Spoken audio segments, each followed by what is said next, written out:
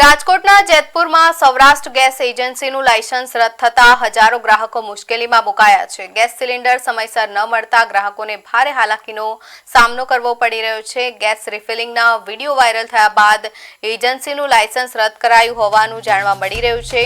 હાલ ગેસ વિતરણની જવાબદારી ગોંડલની સ્પાર્ક અને મહારાજા ગેસ એજન્સીને સોંપવામાં આવી છે। જો કે કણકિયા પ્લોટ સ્થિત સૌરાષ્ટ્ર ગેસ એજન્સીની ઓફિસ બંધ હોવાથી ગ્રાહકોમાં રોષ જોવા મળી રહ્યો છે। એજન્સી કચેરીએ મોટી સંખ્યામાં ગ્રાહકો ઉમટી પડ્યા અને નિયમિત તેમજ સમયસર ગેસ સિલિન્ડરનું વિતરણ શરૂ કરવાની તાત્કાલિક માંગ ઉઠાવી હતી।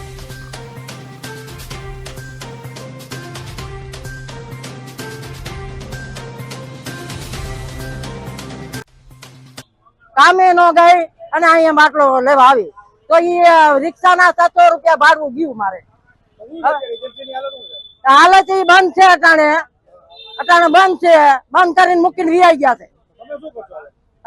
4 વાગે 11 વાગ્યાનું કીધું છે, 11 વાગ્યાનું કીધું છે। મામલતદારે ફોન કર્યો કે 11 વાગ્યા સુધી ઉભા રહ્યો તમે, એટલે 11 વાગે આવશે ફોન। મામલતદાર સર ને રજૂઆત કરી કે તમને 11 વાગે જાણ કરું। 11 વાગ્યા સુધી તમે ઉભા રહેશો તો આ તો બીજું તો શું કરું, રાંધવા ગેસ નથી તો અમારે કઈ લાઈન લેવી?